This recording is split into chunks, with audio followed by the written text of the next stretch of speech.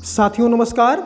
मिसाल एकेडमी के online current की क्लास में आप सबका बहुत बहुत स्वागत है, बहुत बहुत अभिनंदन है। साथियों आज है 15 जून और 15 जून के जो भी करंट अफेयर्स होते हैं हम लोग उनको सब कवर करेंगे। आज हम लोगों के पास है 4 करंट अफेयर्स और 1 प्रश्न, यानी कुल मिला के 5 प्रश्न आज हम लोगों के सामने हैं। उन पाँचों पे हम लोग चर्चा करेंगे। सबसे पहले हम लोग चर्चा करते हैं कल के अभ्यास प्रश्न पर। तो कल का अभ्यास प्रश्न हमारा था भारत और नेपाल को लेकर के। तो उस मुद्दे पे हम लोग थोड़ा डिटेल में चर्चा कर लेते हैं, जिससे कि एक जो मनोवृत्ति होती है, एक सोच होती है हमारी, वो भी थोड़ा सा क्लियर होनी चाहिए अपने देश के प्रति और विदेश संबंधों के प्रति। तो इसमें थोड़ा चर्चा करते हैं। साथियों आज जो भारत की स्थिति है उससे चीन भी कहीं ना कहीं परेशान है और चीन भारत को हमेशा रोकने का प्रयास करता रहता है। प्रत्यक्ष रूप से ना करके वो पाकिस्तान के माध्यम से करता रहता है और अब एक उसका पिछलग्गू यानी पिट्ठू बन गया है नेपाल। और नेपाल में आपको पता है कि माओवादी सरकार नेपाल में भी आ गई है और वही माओवादी मार्क्सवादी गवर्नमेंट चीन में काम कर रही है। तो दोनों सरकारों की सोच लगभग एक है और चीन ने नेपाल को काफ़ी हद तक अपनी विचारधारा से प्रभावित कर दिया है। नेपाल को वो हमको लग रहा है वही हश्र करने वाला है जो उसने पाकिस्तान का किया है। तो उसके अर्थात चीन के उकसावे में आकर के नेपाल ने भारतीय क्षेत्र, भारत के 3 क्षेत्रों को, जिसको आप लोगों ने एक बार पढ़ भी लिया है और हम दोबारा बता दे रहे हैं, वो क्षेत्र हैं काला पानी, लिपुलेख और लिपियाधुरा या लिपियांग। कहीं कहीं उसको लिपियाधुरा लिखा रहता है, कहीं कहीं लिपियांग लिखा रहता है। ये सारे क्षेत्र हैं उत्तराखंड के क्षेत्र हैं। इन क्षेत्रों को नेपाल ने अपने नक्शे में दिखा दिया है और नक्शे में शामिल करने का प्रस्ताव भी पास कर दिया है। और यह प्रस्ताव जो पास किया है वो पूर्ण बहुमत से पास किया है, अर्थात एक भी मत इसके विरोध में नहीं पड़ा। और दूसरी सबसे महत्वपूर्ण बात रही, इन क्षेत्रों को शामिल करने के प्रस्ताव के पास होने के बाद नेपाल में दीपावली मनाई गई। और इसके यदि इतिहास में जाएं, ये विवाद जो हुआ है वो हुआ है 1816 में, जिसमें सुगौली की संधि हुई थी। सुगौली की संधि क्यों हुई थी तो हम आपको बताना चाह रहे थे। जो अंग्रेज थे उस समय बंगाल का गवर्नर जनरल, फिर से सुनिएगा, बंगाल का गवर्नर जनरल, ना कि भारत का गवर्नर जनरल, बंगाल का गवर्नर जनरल था लॉर्ड हेस्टिंग्स। वारेन हेस्टिंग्स नहीं, लॉर्ड हेस्टिंग्स था। और लॉर्ड हेस्टिंग्स ने विस्तारवादी नीति अपनाई थी और उसने नेपाल से युद्ध किया, नेपाल पर कब्जा करने के लिए। तो उस समय ये जो क्षेत्र हैं काला पानी, लिपुलेख और लिपियांग, तो ये क्षेत्र भारत में आ गए थे उस समय।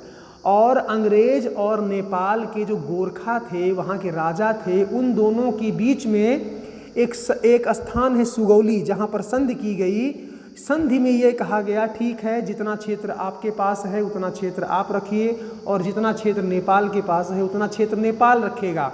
तो उस समय जो 1816 में सुगौली की संधि हुई उसके तहत ये सारे हिस्से भारत के हैं। लेकिन अब चीन के उकसावे में आकर के नेपाल ने उन क्षेत्रों को अपने नक्शे में दिखाया है और प्रस्ताव भी पास कर दिया है। तो ये बात आपको क्लियर होनी चाहिए। यदि आप पीसीएस मेंस की तैयारी कर रहे हैं तो इस पे कम से कम 250 से 300 शब्द भी लिख के रख लीजिए, क्योंकि ये प्रश्न आने वाला है। तो यदि आप वनडे की तैयारी कर रहे हैं तो इन तीनों क्षेत्रों को याद रख लीजिएगा। प्रश्न आएगा ही आएगा कि ये तीनों क्षेत्र चर्चा में क्यों रहे हैं। तो चलिए हम लोग आज का पहला प्रश्न प्रारंभ करते हैं। आज का पहला प्रश्न है, चर्चा में रहा आरोग्य सेतु पथ। ये नया ऐप लॉन्च हुआ है, आरोग्य सेतु पथ ऐप क्या करेगा। साथियों आपके सामने 4 ऑप्शन है। मरीजों को स्वास्थ्य सुविधा उपलब्ध कराने का काम करेगा, रेलवे स्टेशन पर स्क्रीनिंग का काम करेगा, अर्थव्यवस्था के उत्थान में सहयोगी होगा। तो आपको इसमें उत्तर मारना है उत्तर नंबर 1, मरीजों को स्वास्थ्य सुविधा उपलब्ध कराने का काम करेगा ये ऐप। अब चलिए अगला प्रश्न देखें। दूसरा प्रश्न रहेगा, अभी जून के महीने में कुछ इम्पॉर्टेंट दिवस आ चुके हैं, तो हमने सोचा एक साथ आपको क्यों ना बता दिया जाए। तो इसका मिलान करिए, एक बार आप फट से मिलान करिए, जल्दी से मिलान करिए, फिर हम मिलान करते हैं। ये सारे इम्पॉर्टेंट दिवस हैं साथियों, वेरी वेरी मोस्ट इम्पॉर्टेंट दिवस है। इसको स्क्रीनशॉट लेकर के रख सकते हैं आप, इसमें से आता ही आता है। तो चलिए हम लोग मिलाते हैं। विश्व पर्यावरण दिवस कब मनाया जाता है? तो 5 जून को मनाया जाता है। विश्व योग दिवस कब मनाया जाता है? तो 21 जून को मनाया जाता है। बाल श्रम निषेध दिवस कब मनाया जाता है? तो 12 जून को मनाया जाता है। विश्व खाद्य सुरक्षा दिवस 7 जून को मनाया जाता है। ये आपको समझ में आ गया होगा। और आप एक बात याद रखिएगा, विश्व योग दिवस की शुरुआत 2015 में हुई थी, मोदी जी के प्रयास के पश्चात। एक प्रश्न इसी से जुड़ा और बता देते हैं। 21 जून यानी इसी दिन भारत में सबसे बड़ा दिन होता है। भारत में सबसे बड़ा दिन कब होता है? 21 जून को होता है। और इसी दिन सूर्य हमारे ऊपर कर्क रेखा पर एकदम टॉप पर चमकता है, एकदम सीधे कर्क रेखा पर चमकता है सूर्य 21 जून को। इसलिए हमारे यहाँ लगभग 14 घंटे का दिन होता है, 14 घंटे का दिन होता है। और लगभग उससे तो छोटी ही रात होगी, काफ़ी छोटी रात होती है। तो इतनी बातें आपको इसके बारे में जानना चाहिए था। अब आगे बढ़ते हैं और तीसरा प्रश्न देखते हैं। इसमें तीसरा प्रश्न है, हाल ही में भारतीय रेलवे यानी ये पुणे में स्थापित किया गया है। भारतीय रेलवे द्वारा यात्रियों की स्क्रीनिंग के लिए एक रोबोट लॉन्च किया गया है। रोबोट, तो वो रोबोट कहाँ लॉन्च किया गया? तो हमने इसमें लिख दिया है, पुणे रेलवे स्टेशन का जो सुरक्षा बल है उसने लॉन्च किया है एक रोबोट। और यह रोबोट जो कि क्या करेगा? यात्रियों की स्क्रीनिंग, यानी यात्रियों के जो आने जाने वाले यात्री होंगे उनकी जांच करेगा कि उनको बुखार तो नहीं है, उनको कोरोना वायरस तो नहीं है, बहुत प्रकार की जांच करेगा ये। तो इसका नाम क्या है? तो इसका नाम है कैप्टन अर्जुन। आपको मारना है कैप्टन अर्जुन। और व्योममित्रा क्या है? पहला रोबोट है जो कहाँ जा रहा है? जो अंतरिक्ष में जा रहा है भारत की तरफ से। तो चलिए अगला प्रश्न हम लोग देखते हैं। अगला यानी आखिरी प्रश्न हम लोग देखते हैं। चर्चा में रहा बैड बैंक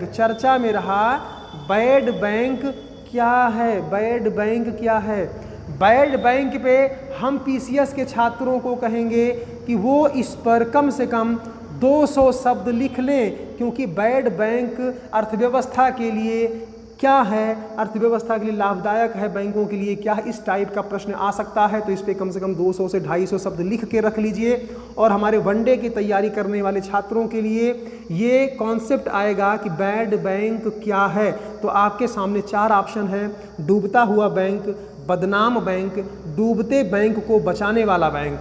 तो आप जल्दी से इसका आंसर करिए, फिर हम करते हैं। इसका आंसर होगा सी, डूबते हुए बैंक को बचाने वाला बैंक है। साथियों, ये जो बैड बैंक नामक एक कॉन्सेप्ट है, बैड बैंक कोई बैंक नहीं होती है, बैड बैंक कोई बैंक तो होती नहीं है। तो यह एक विशेष परिस्थितियों में इसका गठन किया जाता है।